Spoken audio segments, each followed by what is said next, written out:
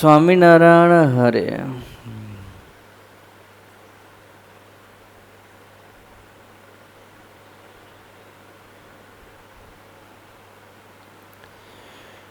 અને પરમેશ્વર તથા મોટા સંત પોતાને કોઈ વચન યોગ્ય કહે અથવા અયોગ્ય કહે ત્યારે તે વચનને તત્કાળ સ્નેહ સહિત માનવું. તેમાં યોગ્ય વચન હોય તેમાં તો આશંકા થાય નહીં, પણ કોઈ અયોગ્ય વચન કહ્યું હોય તેમાં આશંકા થાય એવું હોય તો પણ તે સમાને વિશે ના પાડવી નહીં, એ તો હાચ પાડવી અને એમ કહેવું જે હે મહારાજ, જેમ તમે કહેશો તેમ હું કરીશ.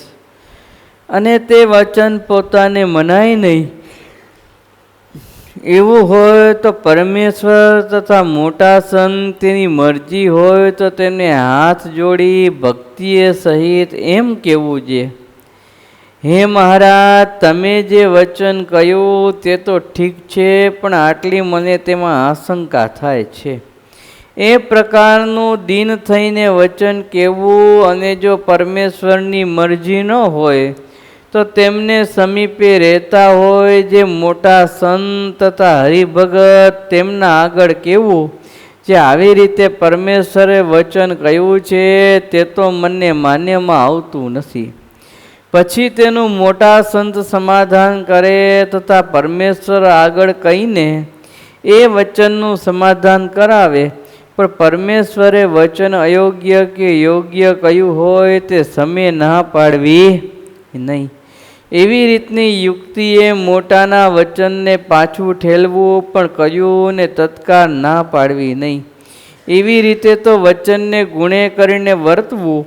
પછી તે ભક્તને ઉપર પરમેશ્વર તથા મોટા સંત તેને સ્નેહ થાય છે અને તે ભક્તને પણ ભગવાનને વિશે દ્રઢ સ્નેહ થાય છે. સહજાનંદ સ્વામી મહારાજની જય. શ્રીજી મહારાજ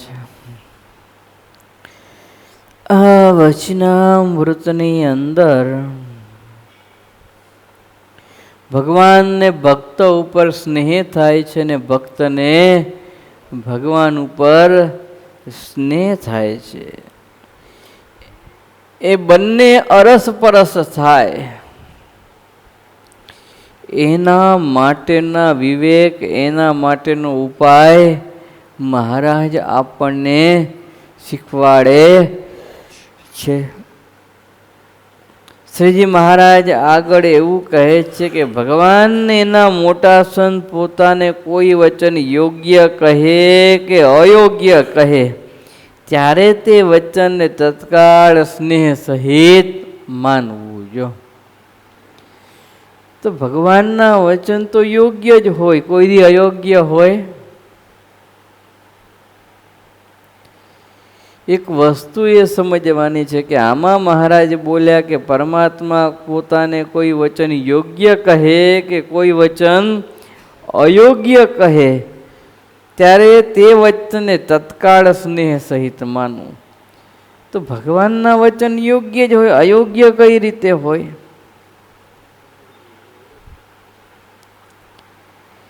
પરમાત્માના કોઈ વચન અયોગ્ય હોતા નથી, દરેક યોગ્ય જ હોય છે. પણ જીવ સમજી શકતો નથી. જીવાત્માની બુદ્ધિ એટલી પહોંચી શકતી નથી કે ભગવાને આ ચરિત્ર શું કરવા કહ્યું, આ વચન મને શું કરવા કહ્યું, કે આ ક્રિયા શું કારણથી, કયા કારણથી ભગવાને કરી. એમાં આપણી બુદ્ધિ શક્તિની મર્યાદા છે. કોઈ પણ જીવાત્માની બુદ્ધિ શક્તિની મર્યાદા છે અને એના કારણે પરમાત્માએ કહેલું વચન એને અયોગ્ય લાગે છે. બાકી ભગવાનનું વચન ક્યારે અયોગ્ય હોય? એ જે કાંઈ કરે છે કે જે કાંઈ બોલે છે એ આપણા હિતના ખાતર જ આપણને કહે છે ને એ કાર્ય કરે છે. એમાં કોઈ ફેર છે નહીં. ઘણીવાર આપણી પરીક્ષા પણ કરતા હોય, કોઈ અયોગ્ય વચન કહીને આપણી પરીક્ષા પણ કરતા હોય કે આ ધર્મ મર્યાદા ચૂકે છે કે નહીં, ધર્મની બહાર પગ મૂકે છે કે નહીં, એની પરીક્ષા પણ કરતા હોય. ક્યારેક એવો સમય હોય અને ઇમરજન્સીમાં ક્યારેક નિર્ણય લેવો પડતો હોય અને આપણે મહારાજનું વચન એ સમયમાં સમજી શકીએ છીએ કે નહીં? કારણ કે આપણને અયોગ્ય લાગે છે પણ મહારાજ કરવાનું કહે છે, તો આપણે સમજી શકીએ છીએ કે નહીં એ પણ જોવાનું છે. જેમ કે ગઢપુરની અંદર અતિ વરસાદ પડ્યો, 12 મેઘ થાંગા થયા અને વરસાદ કેટલો ફૂલ પડ્યો. એક બાજુ ગરીબ હરિભગતના ત્યાં મહારાજ તેડવાયા, પ્રભુ બહુ વરસાદ ફૂલ છે, વરસાદ મારા ઢોરા પલળે છે, કંઈક દયા કરો, કંઈક કૃપા કરો. ઢોરા માટે બાંધે ને પેલું, હા એ આખું પડે એવું છે. પણ એ તો પડ્યું, પણ એ ભગતની જે રહેવા માટેની પેલી વાંસની બનાવી હતી એ પણ પડે એવી હતી. તો મહારાજે ભગતને કીધું મારા ખભા ઉપર ચડીને તું પકડી રાખ, જે વાડ હતી લાકડું જાડું, હા એને મૂભાનો ટેકો આપેલો હોય ને એને, તો એ ન ચડ્યો. મહારાજને કે મહારાજ તમારા ખભા ઉપર કેમ ચડાય? એને મહારાજનું વચન અયોગ્ય લાગ્યું. મહારાજ કે હું કહું છું તું ચડ. ત્યારે કે ના, આપના ખભા ઉપર ન ચડાય, તમે ભગવાન કહેવાઓ, તમારા ખભા ઉપર કેમ ચડાય? એટલે ભગવાન કે હું કહું છું તું ચડ, આને ટેકો કર, કે તમે ભગવાન કહેવાઓ, ભગવાનના ખભા ઉપર ન ચડાય. અરે ભગવાન કહેવાઓ, તને મારા ખભા ઉપર ચડતા વાંધો આવે છે, ખભા ઉપર પગ મૂકતા વાંધો આવે છે, મારી જીભ ઉપર પગ મૂકતા વાંધો આવતો નથી. આ વસ્તુ શું છે, ક્યારેક ભગવાનના વચનો સમજવા પડે, આપણને યોગ્ય લાગે. હવે આપણને કોઈ કે ભગવાનના ઉપર પગ મૂકો, મહારાજ આમ પ્રત્યક્ષ હોય, આ મૂર્તિમાં પ્રત્યક્ષ જ છે, પણ એમને કોઈ કીધું હોય કે ભગવાનના ખભા ઉપર ચડી અને પેલા ઉપર લૂછી નાખો, બોલો કોણ કરે? ભગવાનના ખભા ઉપર ચડીને પેલો સળિયો ઉપરનો ધૂળવાળો થઈ ગયો છે, લૂછી નાખો, તો કરો કોઈ? કે અહીંયા સિંહાસન ઉપર પગ દઈને ખભા ઉપર ઉભા રહ્યો ને સળિયો લૂછો. એટલે અહીંયા તો ટેબલે મળી શકે છે, ગોળોએ મળી શકે છે, પણ ત્યાં તો કઈ મળી શકે એવું હતું નહીં. ને તો ગોળો મળી શકતો નતો, ટેબલ મળી શકતો નતું, કશું નતું મળી શકતું. એટલે મહારાજે એમ કીધું મારા ખભા ઉપર ચડ.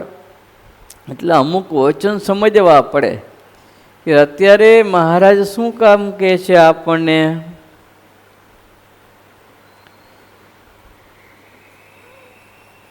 એટલે યોગ્ય વચન કે અયોગ્ય આપણને લાગે છે, પણ મહારાજના વચન તો યોગ્ય જ હોય છે. ભગતને યોગ્ય લાગ્યું, પણ મહારાજના વચન તો યોગ્ય જ હતા. જો હજી મહારાજ કે વચનને તત્કાળ માનવું ને આશંકા હોય તો પછી કેવું કે મહારાજ આપના વચનમાં થોડી આશંકા છે. જો ઘણીવાર એવું બનતું હોય, મહારાજ એવી આજ્ઞા પણ કરતા હોય. મહારાજ એકવાર હકીકત મહારાજના હાથમાં રૂમાલ હતો. મુક્તાનંદ સ્વામીને મહારાજ પૂછે, સ્વામી આ રૂમાલ છે કે તલવાર છે? મુક્તાનંદ સ્વામી કે મહારાજ રૂમાલ છે. કે રૂમાલ હાથમાં હતો. મહારાજ કે સ્વામી કેમ ખોટું બોલો છો? આ તો તલવાર છે. મુક્તાનંદ સ્વામી કે હા મહારાજ આ તલવાર છે. કેમ સ્વામી તમને દેખાતું નથી? આ તલવાર દેખાય છે, આ તો રૂમાલ છે. કે હા મહારાજ આ રૂમાલ છે. સ્વામી તમને ચશ્મા છે કે સાવ દેખાતું જ બંધ થઈ ગયું છે? શું તકલીફ છે? તમે આંખો અને વૈદ્યને દેખાડવી પડે એવી છે? આ તલવાર દેખાય છે, આ તો રૂમાલ છે. કે હા મહારાજ, આ રૂમાલ છે. મહારાજ કે મુક્તાનંદ સ્વામી, હું કહું છું તલવાર તો તમે તલવાર કહો છો, ને હું કહું છું રૂમાલ તો તમે રૂમાલ કહો છો. હવે આવું જ્યારે મહારાજનું વચન હતું ત્યારે સ્વામી સમજી ગયા કે આમાં તો મહારાજની પ્રસન્નતા લેવાની છે, મહારાજને રાજી કરવાના છે. આમાં કોઈને દુઃખ પડવાનું નથી, કોઈને નુકસાન જવાનું છે નહીં, કોઈ અધર્મનું કે અનૈતિકનું કોઈ કાર્ય છે નહીં. આમાં તો મહારાજ જેમ રાજી હોય એમ રહેવાનું છે. મહારાજ તલવારે કરીને રાજી થતા તલવારે, અને રૂમાલે કરીને રાજી થતા હોય તો રૂમાલે. એટલે સ્વામી મહારાજને કે મહારાજ આપ કયો તો તલવાર ને આપ કયો તો રૂમાલ. મને તો રૂમાલથી કોઈ મતલબ નહીં, તલવારથી કોઈ મતલબ નહીં. મને તો આપ તમે જેમ કહો, જેમ રાજી રહ્યો ને એ પ્રમાણે મારે કરવું, મારે એનાથી મતલબ. જો સ્વામી મહારાજના વચનને સમજી ગયા. એ તો આપણને કોઈ એમ કે રૂમાલનો કહે કે આ તલવાર છે, કેટલા જણા માને? હું એમ કહું અહીંયા મહારાજ નથી બેઠા, સિંહ બેઠો છે જંગલનો, તો કેટલા જણા માને?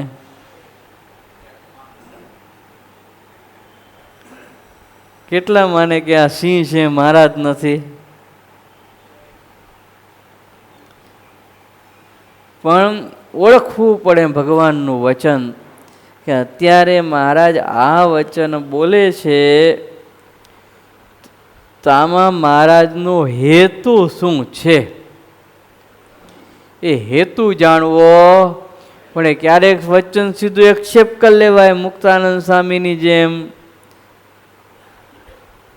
ક્યારેક પરિસ્થિતિ જોવાય કે મહારાજનું વચન તો ખરેખર અયોગ્ય છે, પણ છતાંય કરવાનું શું કરવા કહે છે કે આ કરવું પડે એવું છે. જો આ નહીં કરીએ તો તકલીફ થશે. એટલી પરિસ્થિતિ જોઈને મહારાજ કહેતા હોય. જો ને ઘણી વખત સમજ કરતા પર બહાર હોય, આપણી સમજમાં ના આવે. મહારાજ તો યોગ્ય જ કહેતા હોય, પણ આપણી સમજમાં આવે નહીં. જેમ મુક્તાનંદ સ્વામીએ પ્રશ્ન પૂછ્યો કે મહારાજ શાંતિનો ઉપાય બતાવો. શાંતિ થાયનો ઉપાય 100 છે. એ શાંતિ શબ્દ તો એક બાજુ રહી ગયો. મહારાજે ચરિત્ર ચાલુ કર્યા. છપૈયામાં ધર્મદેવને ભક્તિ માતા થકી મારો પ્રાદુર્ભાવ થયો. છપૈયાની અંદર હું મોટો થયો, આટલા મારા સખાઓ હતા. નારાયણ સરોવર મારું સ્નાન કરતો. આવી રીતે એક એક નાની નાની ઝીણી ઝીણી વાતો બધી મહારાજે ચાલુ કરી. સખા જોડે રમવા માટે જતો, ચંદનમાસીના ઘરે જતો, લાંબા હાથ કરીને ઘંટી પકડેલી. આવી રીતે બધા ચરિત્ર પોતાને કહેવાનું ચાલુ કર્યા. એટલે મુક્તાનંદ સ્વામીને એમ થયું કે હું પૂછું છું એના પ્રશ્નોનો જવાબ મહારાજ આપતા નથી, અને પોતાની બધી વાતો નાનપણાની કરે છે. એટલે મુક્તાનંદ સ્વામી કે મહારાજ આ બધી મને ખબર છે, પણ મને મારા પ્રશ્નનો જવાબ આપો. મહારાજે એ બધી વાતો પડતો મૂકી. વનવિચરણના ચરિત્ર ચાલુ કર્યા કે અમે આ વનમાં ગયા, આટલા આટલા રાજા મહારાજાઓ એટલા મળ્યા, આરા ભક્તજનો મળ્યા, વન્ય પ્રાણીઓ, અમે સિંહ ઉપર પગ મૂકીને રહ્યા, સિંહ આજુબાજુ અમને ફર્યા. કેટલા અમુક મહાત્માઓએ અમને મારવાના પ્રયત્ન કર્યા, તો કાંઈ થયું નહીં. આટલા ભૂખ્યા તરસ્યા વનની અંદર રહ્યા. મોટા દેવ અમારા દર્શન કરવા માટે આવ્યા. અમે તપ કર્યું, સૂર્યનારાયણે અમને દર્શન આપ્યા, વર માંગ્યા. આવી રીતે બધા ચરિત્રો કયા. એટલે વરે મુક્તાનંદ સ્વામી કે મહારાજ એ બધી મને ખબર છે, પણ મારા પ્રશ્નનો જવાબ તમે આપો જો. એટલે મહારાજ કે રામાનંદ સ્વામી પાસે આવ્યા અને સ્વામીએ પછી અમને કે તમે ગાદી લ્યો, અને અમે ના પાડી તો સ્વામી કે ના, તમે ગાદીને યોગ્ય છો, અમને ગાદી આપી, સત્સંગના ધણી બનાવ્યા. પછી અમારા ગુરુધામમાં ગયા, પછી સત્સંગમાં આટલા આટલા ગામોની અંદર અમે તમને જોડે રાખીને અમે ફર્યા, આટલા સત્સંગ કરાયો, ઉપદેશની વાતો કરી, અમને અહીંયા સમયા ઉત્સવ કર્યા. સ્વામી કે મહારાજ એ બધામાં તો હું તો તમારી જોડે લાઈવ હતો, મારા પ્રશ્નોના જવાબ તમે આપો. અને ત્યારે મહારાજ કે કામ કરો સ્વામી, હિન્દુસ્તાન કેતા કચ્છ બાજુ ગામડા તમે ફરો, કચ્છ બાજુના સત્સંગ કરાવવા વાળા ત્યાં હજી સંતો કોઈ ગયા નથી, કચ્છ બાજુ જાઓ. આવું મહારાજે કીધું. તે વખતે સ્વામી સમજી ન શક્યા મહારાજનું વચન કે મહારાજ કેવા શું માગે છે. મહારાજ તો બધી લીલા કહેતા હતા, યોગ્ય જ કહેતા હતા કે શાંતિનો ઉપાય માત્ર પરમાત્માના ચરિત્ર છે, બીજું કોઈ છે નહીં, આ જ શાંતિનો ઉપાય છે. તો એ મહારાજનું વચન સમજી શક્યા નહીં. નિત્યાનંદ સ્વામી માર્ગની અંદર મળ્યા. નિત્યાનંદ સ્વામી કે મહારાજ આ શું સ્વામી, વેર આર યુ ગોઈંગ નાવ? ક્યાં જાઓ છો અત્યારે, ક્યાં ઉપડ્યા? કે મહારાજે આજ્ઞા કરી કચ્છ જાઓ મંડળ સાથે. તો કે અચાનક? તો કે હા. કેમ અચાનક આજ્ઞા કરી?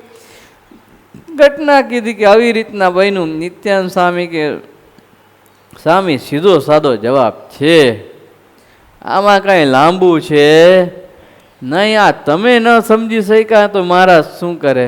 તો કે શું? મહારાજ એટલું કહેવા માગે છે કે એમના ચરિત્રો જ એ જ શાંતિનો ઉપાય છે. જે સમયે જે ચરિત્રો નાનપણમાં કર્યા હોય, વનમાં કર્યા હોય, ગાદીએ બેઠા પેલા લોજમાં કર્યા કે પછી કર્યા કે અત્યારે લાઈવ કરે છે, એ બધા જ ચરિત્રો કે ભવિષ્યમાં કરશે, એ બધાય શાંતિના ઉપાય ને કલ્યાણને કરનારા છે. આજ મહારાજનો કહેવાનો હેતુ છે. એમાં આપ સમજી ન શક્યા તો પછી મહારાજ એમાં શું કરે? આ વસ્તુ છે. એટલે મહારાજના ચરિત્રો ઘણા એવા હોય, વચન ઘણા એવા હોય કે આપણી બુદ્ધિની મર્યાદા હોય છે, આપણે સમજી શકતા નથી. પણ ભગવાન તો યોગ્ય જ વચન આપણને કહેતા હોય છે ને આપણી પાસે કાર્ય કરાવતા હોય છે. જો મહારાજ કહેજે કે કાંઈ અયોગ્ય વચન જેવું તમને લાગે તો સમાને વિશે તો હા જ પાડવી. મહારાજ યસ યુ આર રાઈટ, તમે સાચા જ છો, આમ જ થાય. પછી થોડુંક હળવું ફૂલ થાય પછી જ્યાંક એમ કહ્યું કે મહારાજ થોડુંક અમને આ શંકા જેવું લાગે છે. પણ એમ ન કહેવું એમ હું મારા હવે તમને બોલતા નહીં આવડતું, આવું હવે થોડી બોલાય, તમે ભગવાન થઈને આવું કરો છો, કાંઈક તો શરમ કરો, એવું ન કહેવું. પણ હાથ જોડીને એમ કહ્યું મહારાજ આપના વચનમાં થોડી કેટલી આશંકા છે. મહારાજે છે ને આવા વચનોમાં બીજા વચનામૃતમાં પણ એક વાત કરી છે કે ભગવાનની આજ્ઞાઓ, ભગવાનના વચન જે ધર્મમય હોય, ધર્મની અંદર હોય, એ તો બધાય પાડવા, પણ જે અધર્મયુક્ત લાગતા હોય તેમાં ચીરકાળી થવું, એવું મહારાજ બોલ્યા છે. ચીરકાળી થવું એટલે વાર લગાડવી.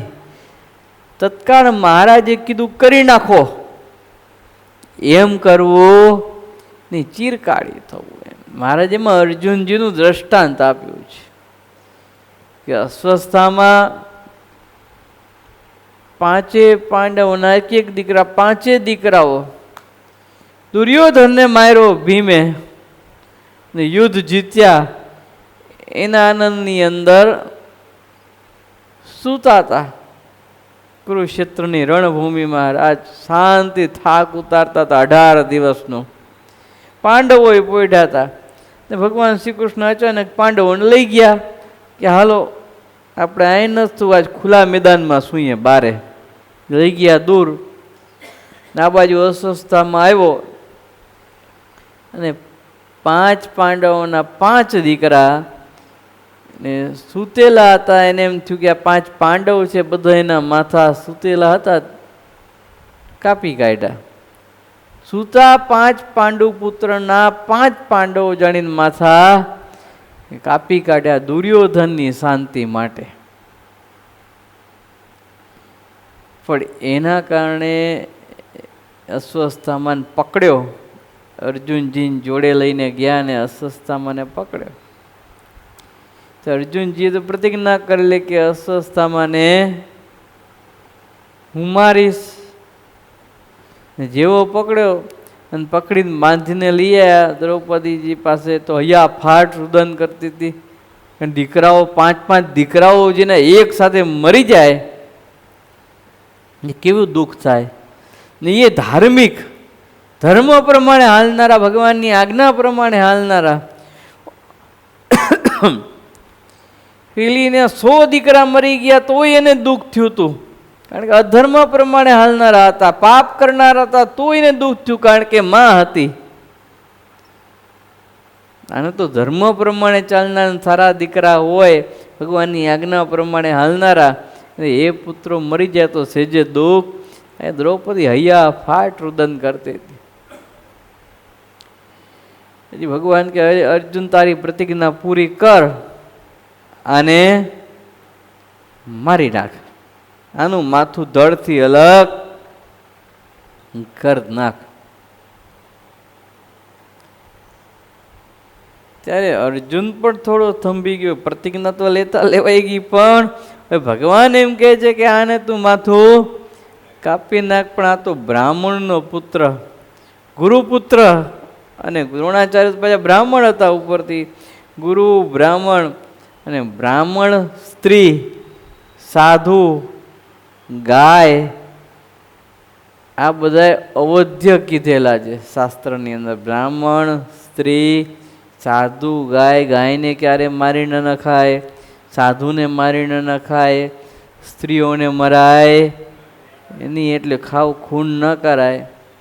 બ્રાહ્મણનું ખૂન કરાય એને મારી ન નખાય. જો આ બધા અવધ્ય છે ને આને જો વધ કરો તો શાસ્ત્રમાં બહુ મોટા પાપ કીધેલા છે, એનું ફળ બહુ ભોગવવું પડે.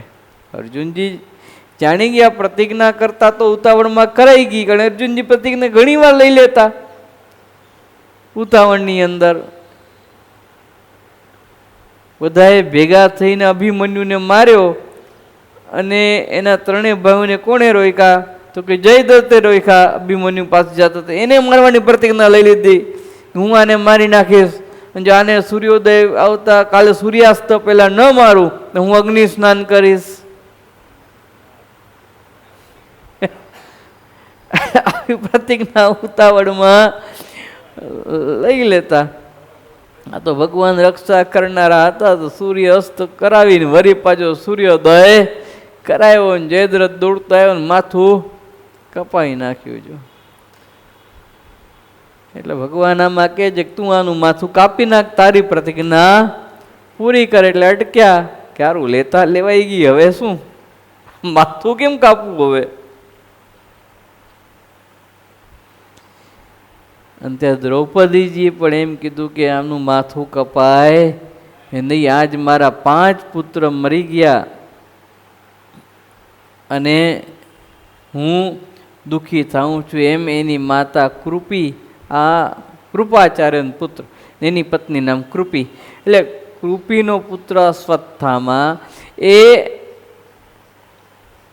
મરી જાય, એકનો એક દીકરો, તેની હાલત શું થાય? ને ઉપર બ્રાહ્મણ વધ એનું પાપ લાગે, નિસંતાન માતા પિતાને બનાવવાનું પાપ લાગે. એટલે દ્રૌપદીએ પણ ના પાડી કે અર્જુનજીને કહે છે તમે આનું માથું કાપશો નહીં. અર્જુનજી ચીરકારી થયા, જો તરત વાત માની નહીં. હતું ભગવાનનું જ વચન, શ્રી કૃષ્ણ ભગવાને જ કીધેલું કે તમે આ કરો, પણ તોય કર્યું નહીં. એટલે આવું છે, વચન અયોગ્ય લાગ્યું, કારણ કે આ વચન તો અયોગ્ય જ હતું ભગવાનનું.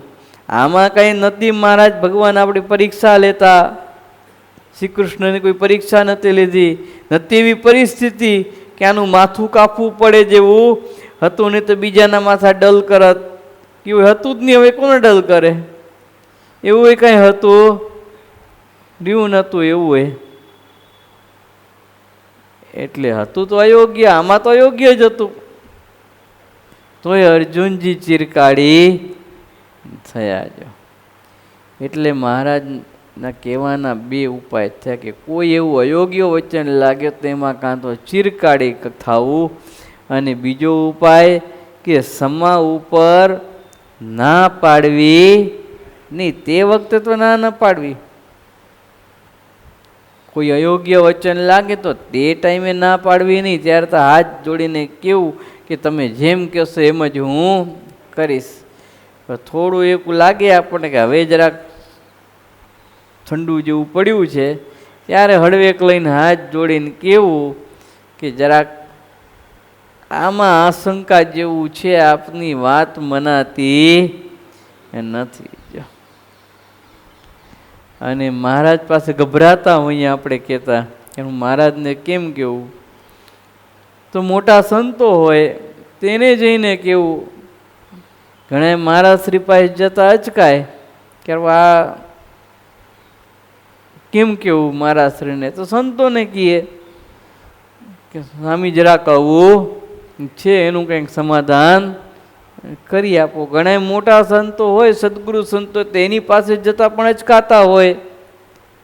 સદગુરુ સંતો પાસે જતા નાના સાધુને કે ભાઈ આનો કંઈક ઉપાય કરી આપો. એમાં આ બધો વિવેક છે સત્સંગની અંદર, ઘણું બધું શીખવા જેવું છે. ભગવાને આ વચનામૃત ગ્રંથ આપીને આપણને જે શીખવાડ્યું છે, સત્સંગ બિના વિવેક ન હોય. આપણને જે આ ગ્રંથ દ્વારા જે પરમાત્માએ આપ્યું છે ને એ અદ્ભુત આપ્યું છે, અદ્ભુત. પણ આપણે તો શું છે, રોજનો નિયમ નહીં વચનામૃત વાંચી જવાનો. હે મહારાજ તમે જેમ કહેશો એમ કરીશ. તે વચન પોતાને મનાય નહીં હોય તો પરમેશ્વર તથા મોટા સંતની મરજી હોય તો હાથ જોડીને ભક્તિએ સહિત કેવું. સહજાનંદ સ્વામી મહારાજની જય. આવો રોજનો નિયમ હોય એટલે આપણે વાંચી જાય, છેલ્લે જાય બોલાવી દઈએ અડધું પત્તું, એક પત્તું, એક પ્રશ્ન જવાબ, કે આપણે નિયમ વચનામૃત વાંચવાનો. મહારાજે કહ્યું જ વાંચવું એટલે વાંચવું. પણ થોડુંક માઇન્ડ તો હાલે ને, થોડુંક તો હાલે ને. આટલું બધું મહારાજ આખા વચનામૃતમાં આપણને કહેતા હોય, આટલું સરળ ભાષામાં સમજાવતા હોય, તો હવે જો આપણને જ્ઞાન ન થાય તો કોનો પ્રોબ્લેમ છે? ભગવાનનો? એ આપણો પ્રોબ્લેમ છે. આપણી બુદ્ધિ શક્તિનો એટલો વિકાસ છે એ નહીં, એટલે આપણને કાંઈ જાજી લાંબી ખબર પડતી નથી. એટલે પરમાત્માનું કોઈ પણ જાતનું વચન હોય ને એ સીધું તો ક્યારે પાછું ઠેલવું નહીં, સીધું ક્યારે પાછું ન ઠેલવું. મહારાજ જેમ કેમ કરવું. દાદાને નીકળવાનું કીધું. નાનો દાદા હતો, 5-7 વર્ષનો દાદા. એક બાજુ તો એના પિતા ધામમાં ગયા, એને અગ્નિ સંસ્કાર કર્યો ને બીજે દી સવારના હજી તો સૂર્યોદય ભગવાને ન થવા દીધો અને જીવબા, લાડુબા, નાનીબા, પાંચુબા સહિત દાદાને એમ કીધું કે તમે નીકળો, કા તું રે અને કા હું રહું, એક મ્યાનમાં બે તલવાર રે નહીં. તું આવતીકાલ ઊભો થા, મોટો થા ને મને એમ કે આ તો મારા બાપનું રાજ છે, મારું કહેવાય, તમે નીકળો. ભગવાન કે મારે ક્યાં જવું? માટે તું આ ગઢપુરનો ધણી કા હું ધણી, બોલ શું કરવું છે? દાદા કે મારા તમે ધણી, આઈ એમ ગોઈંગ નાવ, હું જાઉં છું અત્યારે. અને દાદા નીકળી ગયા. જો ત્યાં દુઃખ કોને પડવાનું હતું? દાદાને. એની બહેનોને. તકલીફો કોને વેઠવાની હતી? દાદાને, એની બહેનોને. બાકી ગઢડાના લોકોને તો કાંઈ તકલીફ હતી નહીં. રાજ ચલાવનારા ભગવાન હતા, તો ભગવાન જેનું રાજ ચલાવે એ રાજમાં ઇન્કમ ઓછી થાય કે વધે? લોકો સુખી થાય કે દુઃખી? તરત દાદાએ વચન માથે ચડાવી દીધું. નાનકડા હતા તો બુદ્ધિ શક્તિનો વિકાસ કેટલો હતો બધું વિચારીને તરત વચન માથે ચડાવી લીધું. મહારાજ તમે જેમ કોઈ, હું અત્યારે નીકળું છું પણ આપ રહો. આ બધી વસ્તુ સમજવા જોઈએ. સત્સંગની અંદર જે કાંઈ ઘટનાઓ આગળ ઘટી ગઈ, જે કાંઈ પ્રસંગો, જે કાંઈ ચરિત્રો, આપણે તો ચરિત્રના રૂપમાં બધું ગાઈ જાય છીએ કે આ ચરિત્ર આ બુકમાં લખેલું છે, આ પ્રસંગ આ કથામાં આ સ્વામીએ કીધેલો હતો. એટલે યાદ આવે એટલે સ્મરણ કરીએ કે આ બે ચાર જણા બેઠા હોય તો એક ચરિત્ર ભગવાનનું કહી દઈએ.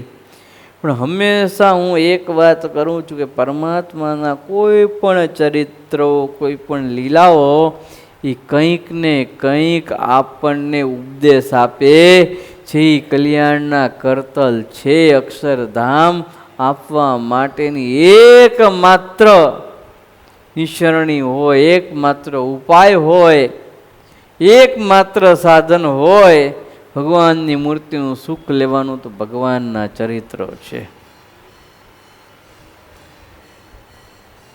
એટલે આવા પરમાત્માના ચરિત્રો, વચનો બધાએ સીધા સ્વીકાર કરવા, પણ સમજવા કે અત્યારે શું પરિસ્થિતિ છે એ પ્રમાણે બુદ્ધિ ચલાવવી જોઈએ. એટલે મહારાજ કે સમય ઉપર ના ન પાડવી, પણ મોટા સંતને કેવું? મહારાજને ન કહી શકો તો મોટા સંતને કેવું? પણ સમય ઉપર ના પાડવી નહીં, પાછું ઠેલવું નહીં. ને આ રીતે વર્તો તો એ ગુણે કરીને વર્ત્યા તમે કેવા? એ વચનને ગુણે કરીને વર્તો છો, અને આ રીતે વચનના ગુણે વર્તશો ત્યારે ભગવાનનો પર તમારા ઉપર રાજીપો થશે, ભગવાનનો સ્નેહ તમને થશે ને તમને પણ ભગવાન ઉપર સ્નેહ થશે, અરસપરસ પ્રેમ થશે.